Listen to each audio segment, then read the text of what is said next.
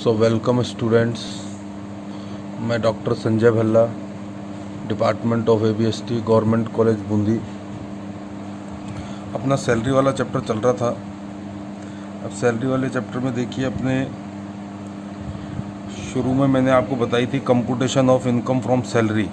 वेतन से आय की गणना में एक तो मॉनेटरी इनकम फ्रॉम सैलरी आएगी, जिसमें मैंने आपको बताया था पे स्केल वगैरह क्या होती है, मूल वेतन कैसे निकालते हैं, इंक्रीमेंट क्या होते हैं, इंक्रीमेंट कैसे जोड़ के मूल वेतन निकाला जाता है। उसके बाद इसमें बोनस, कमीशन वगैरह वो सारी चीज़ें इसके अंतर्गत आ जाती हैं। फिर profit in lieu of salary, वेतन के स्थान पर लाभ, ये वाला एक बड़ा पॉइंट था जिसकी अपन ने बात चालू की थी, profit in lieu of salary. तो profit in lieu of salary के अंदर मैंने आपको ये बताया था, ये 9 प्रकार के हैं जो जिनको अपन वेतन के स्थान पर लाभ मानते हैं, जिनकी अपन ने एक एक करके अभी तक सारी चर्चा की है। ये सारे इम्पोर्टेंट पॉइंट हैं। एक तो अर्जित अवकाश वेतन, अर्नड लीव सैलरी, इसकी अपन ने बात की थी कि ये क्या होगा। इसके अंतर्गत ग्रेच्युटी, ग्रेच्युटी का मतलब मैंने आपको बताया था, ग्रेच्युटी के क्या इनकम टैक्स के नियम हैं, प्रावधान हैं, वो सारे अपन डिस्कस कर चुके हैं। मासिक पेंशन व एक मुश्त पेंशन, इसकी अपन ने पूरी चर्चा कर चुके हैं, एक पूरा वीडियो इसके ऊपर अपन ने बनाया है। क्षतिपूर्ति, कंपनसेशन के ऊपर अपन पूरी बात कर चुके हैं। स्वैच्छिक सेवानिवृत्ति पर प्राप्त राशि, amount received under voluntary retirement scheme, इसकी अपन बात कर चुके हैं। महत्वपूर्ण व्यक्ति बीमा पॉलिसी में प्राप्त राशि, एक छोटा सा पॉइंट था, ये अपन ने शायद लास्ट या उससे पिछले लेक्चर के अंदर अपन ने डिस्कस किया था। नोटिस अवधि का प्राप्त वेतन और नौकरी ग्रहण से पूर्व और सेवानिवृत्ति के पश्चात का वेतन, ये तो तीनों छोटे छोटे पॉइंट थे जो मैंने आपको शायद पिछले लेक्चर के अंतर्गत ही बताए थे। और साथ में ये एक पॉइंट था, विभिन्न भविष्य निधियों से प्राप्त राशि, amount received under provident fund. फिर अपनी इसमें बात हुई थी, प्रोविडेंट फंड 3 प्रकार के होते हैं, वैधानिक भविष्य निधि, प्रमाणित भविष्य निधि और अप्रमाणित भविष्य निधि। इसमें क्या क्या नियम हैं, ये सारे अपन इसके अंतर्गत डिस्कस कर चुके हैं। तो ये 9 पॉइंट आ गए, ये सारे के सारे किसमें थे, वेतन के स्थान पर लाभ, profit in lieu of salary. तो देखिए एक बार फिर इस चार्ट में आइए, एक बार फिर इस चार्ट के अंदर आ जाइए। वेतन से आय की जब अपन गणना करते हैं तो ये इसका एक परफॉर्मा शुरू में अपन ने डिस्कस किया था। इसमें मॉनेटरी इनकम फ्रॉम सैलरी आ गई, इसमें मूल वेतन आ गया, बोनस, कमीशन वगैरह सब चीज़ें इसके अंतर्गत आ गई। फिर profit in lieu of salary, profit in lieu of salary के अंदर अभी अपन ने बताया था, मैंने आपको ये 9 पॉइंट है, इन 9 पॉइंटों में से कुछ 2 या 3 या 4 पॉइंट आपके एग्ज़ाम में वो कोई से भी डाल सकता है। हो सकता है ग्रेच्युटी का पॉइंट डाल दे, हो सकता है अर्न लीव सैलरी का पॉइंट डाल दे, हो सकता है प्रोविडेंट फंड का पॉइंट आ जाए। ऐसे कुछ इंपॉर्टेंट पॉइंट्स हैं, वो इसके अंतर्गत प्रश्न में पूछे जाते हैं। Profit in lieu of salary, वेतन के स्थान पर लाभ। अब अपन नेक्स्ट चर्चा करेंगे वैल्यू ऑफ परक्यूजिट्स।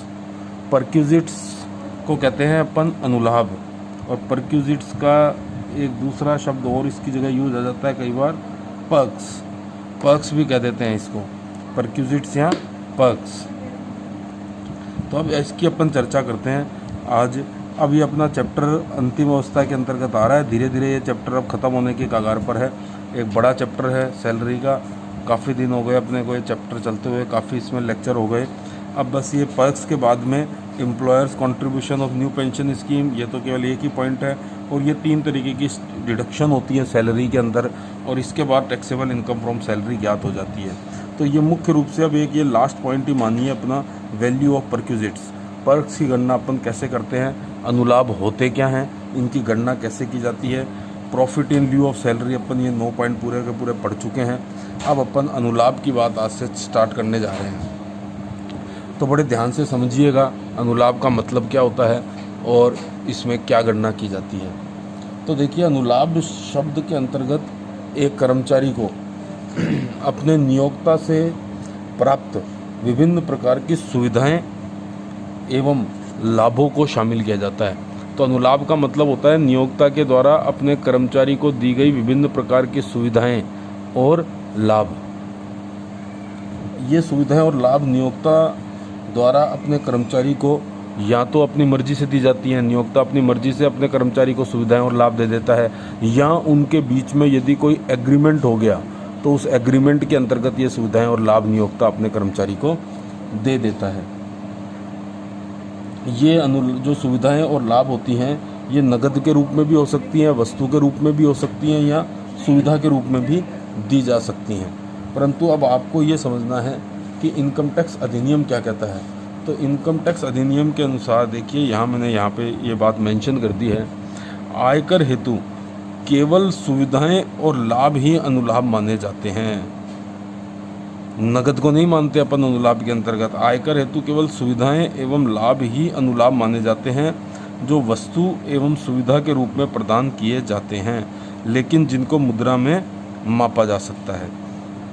तो आपसे कभी 1 नंबर का सवाल भी पूछा जा सकता है कि वेतन शीर्षक के अंतर्गत अनुलाभ से आप क्या समझते हैं। तो अनुलाभ का मतलब है सुविधाएं और लाभ जो किसने किसको दिए हैं, नियोक्ता के द्वारा कर्मचारी को दिए गए हैं। किस रूप में दिए गए हैं, या तो वस्तु के रूप में दिए गए हैं या सुविधा के रूप में दिए गए हैं, और जिनको अपन मुद्रा के अंतर्गत माप सकते हैं। जैसे उदाहरण के रूप में बताता हूँ, तब आपके समझ में आ जाएगा।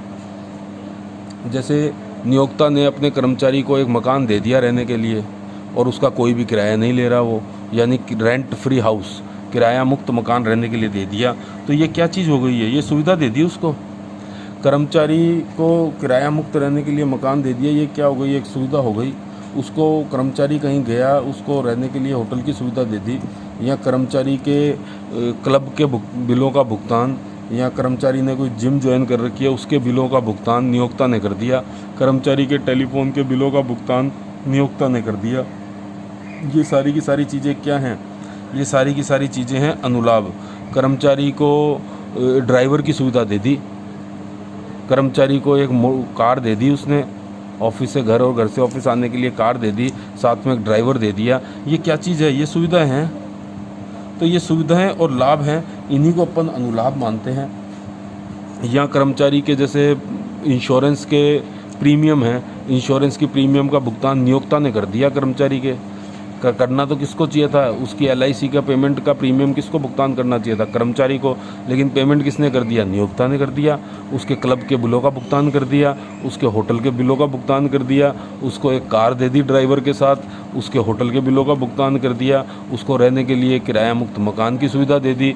तो ये वेतन तो नहीं है, इनको अपन क्या मानेंगे, इन सबको अपन क्या मानेंगे, परक्यूजिट्स या पर्क्स, अनुलाभ।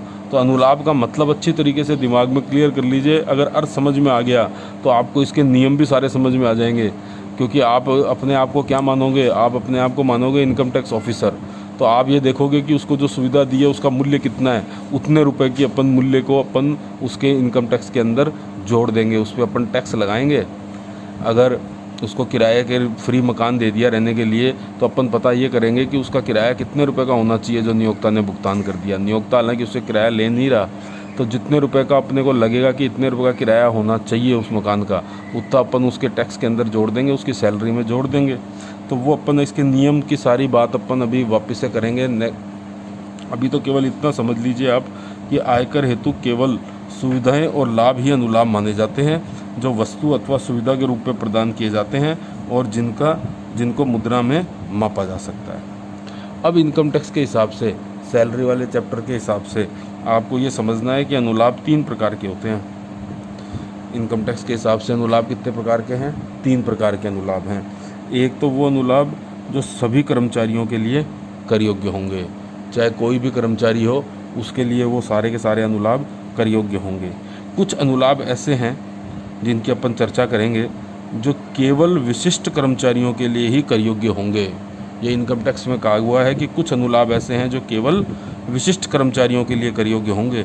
अब विशिष्ट कर्मचारी किसे कहते हैं इसकी अपन चर्चा करेंगे। और फिर तीसरे प्रकार के अनुलाभ हैं जो सभी कर्मचारियों के लिए क्या हैं, करमुक्त हैं। करमुक्त का मतलब इस पर टैक्स नहीं लगेगा। तो ये अनुलाभ तो सभी कर्मचारियों के लिए करमुक्त हैं और ये अनुलाभ सभी कर्मचारियों के लिए कर योग्य हैं। तो देखिए अनुलाभ की 2 कैटेगरी तो बिल्कुल क्लियर हो गई। ये अनुलाभ तो वो हैं जो सभी कर्मचारियों के लिए कर योग्य हैं, ये अनुलाभ वो हैं जो सभी कर्मचारियों के लिए करमुक्त हैं, और ये बीच में जो कैटेगरी है इनकम टैक्स के हिसाब से वो ये है कि केवल विशिष्ट कर्मचारियों के लिए ही कर योग्य हैं, सभी कर्मचारियों के लिए नहीं है, केवल विशिष्ट कर्मचारियों के लिए कर योग्य हैं। और ये सभी कर्मचारियों के लिए कर योग्य होंगे और ये सभी कर्मचारियों के लिए करमुक्त होंगे। तो यहाँ अपने को ये समझना पड़ेगा विशिष्ट कर्मचारी कौन से होते हैं और कौन से अनुलाभ हैं जो उनके लिए कर योग्य होते हैं। तो ये सारे के सारे अपन अब अपना अंतिम पॉइंट है ये सैलरी वाले चैप्टर का, अनुलाभ वाला।